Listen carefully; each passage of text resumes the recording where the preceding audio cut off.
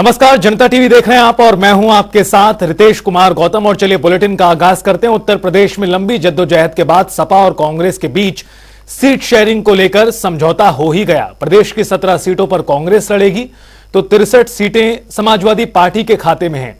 तो वहीं सपा अपने कोटे से कुछ छोटे दलों को भी सीट देगी।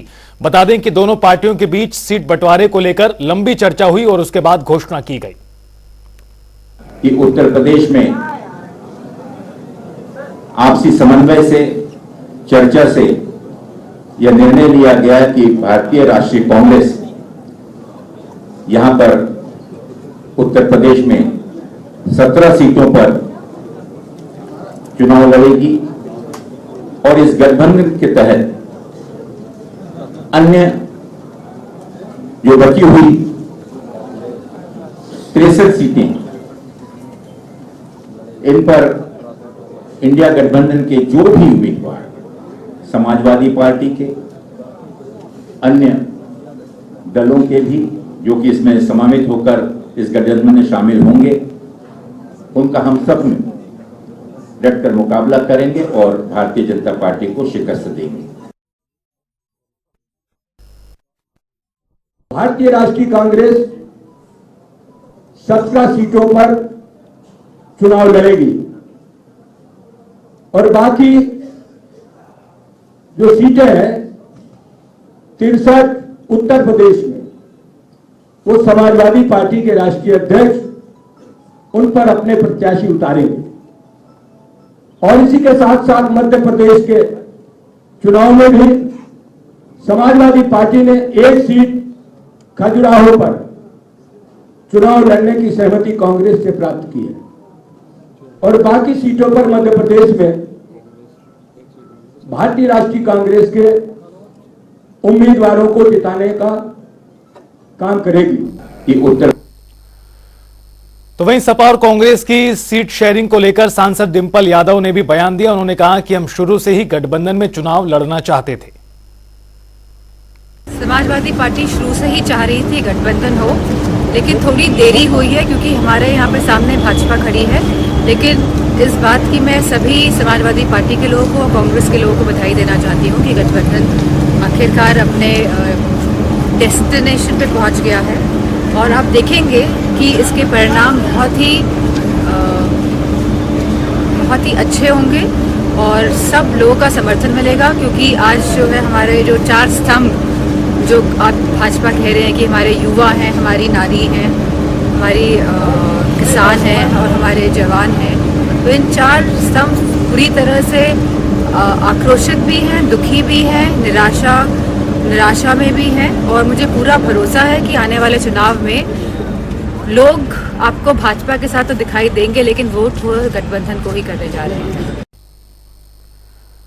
कांग्रेस और सपा के सीट बंटवारे को लेकर ओपी राजभर ने तंज कसा है, सुनिए। देखिए, वो मिल के लड़ा, चाहे खींचतान करके अलग लड़ा, कोई लड़ाई का मतलब नहीं है।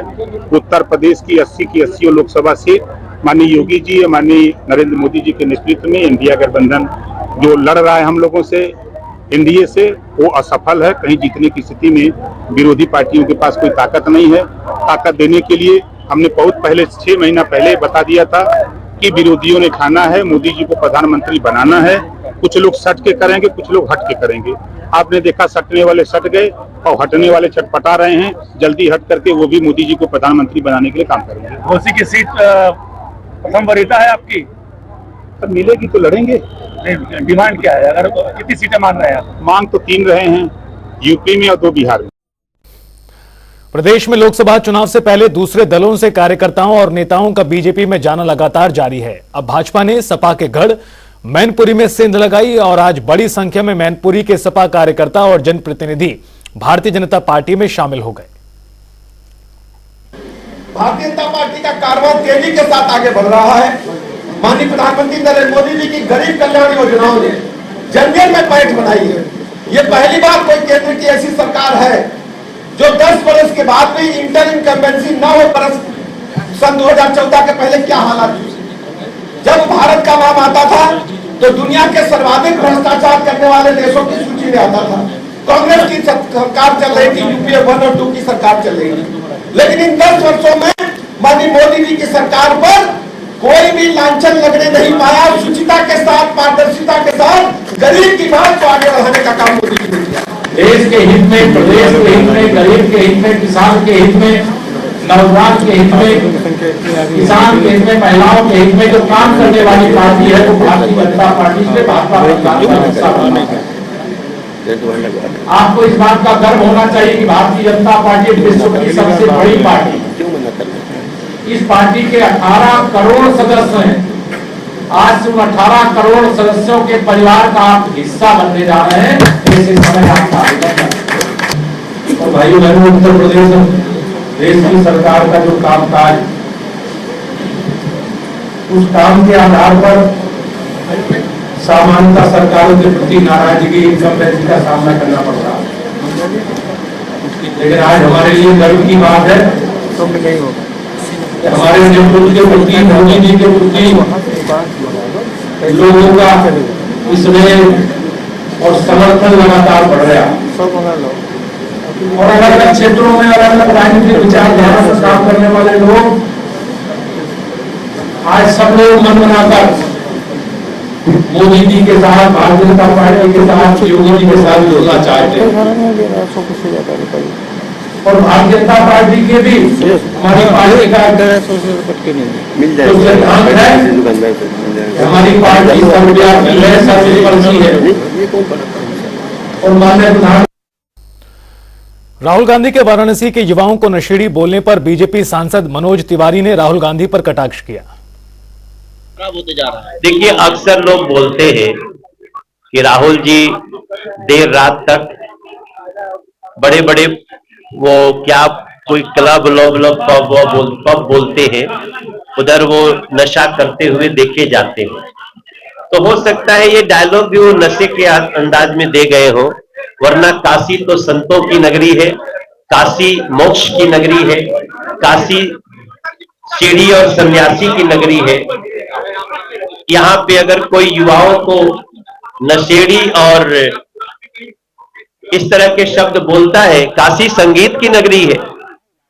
अगर इसको देखने का नजरिया किसी का विकृत है तो उस राहुल जी के लिए मैं कुछ नहीं। समाजवादी पार्टी में महासचिव पद से इस्तीफा देने के बाद पूर्व केंद्रीय मंत्री सलीम इकबाल शेरवानी के सुर अखिलेश यादव को लेकर नरम पड़ गए हैं।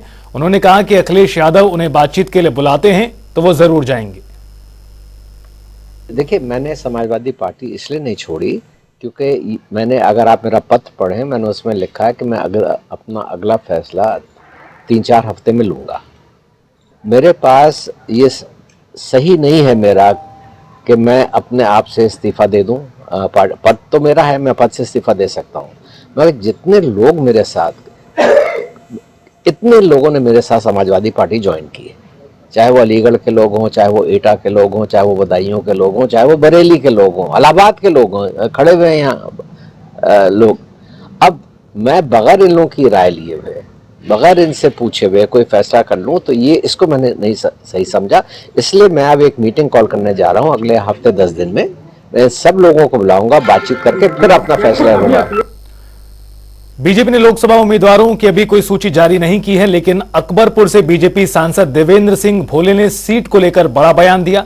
उन्होंने कहा कि हम लोकसभा की टिकट जेब में लेकर घूमते हैं। यही नहीं, उनका बयान तूल ना पकड़े, इसके लिए उन्होंने कहा, मैं मुंगेरी लाल के हसीन सपने नहीं देखता। आप रिपीट के लिए तैयार हैं? मैं सदैव तैयार था, आज भी तैयार हूँ। टिकट भी मेरे जेब में है, पार्टी का आशीर्वाद मेरे साथ है, माननीय मोदी जी का आशीर्वाद है, पूरे भाजपा का आशीर्वाद है, नेतृत्व का आशीर्वाद। मैं कभी मुंगेरी लाल सपने नहीं देखता। अयोध्या में राम मंदिर निर्माण समिति की 2 दिवसीय बैठक आज संपन्न हो गई। बैठक में राम जन्मभूमि परिसर में सप्त ऋषियों के मंदिर के निर्माण को लेकर मंथन हुआ। 2-3 दिनों में बैठक हुई है। उसका उद्देश्य था कि जो अवशेष निर्माण कार्य प्रथम तल पे और द्वितीय तल पे हैं उसको तत्काल प्रारंभ किया जाए, उसकी पूर्ति हो।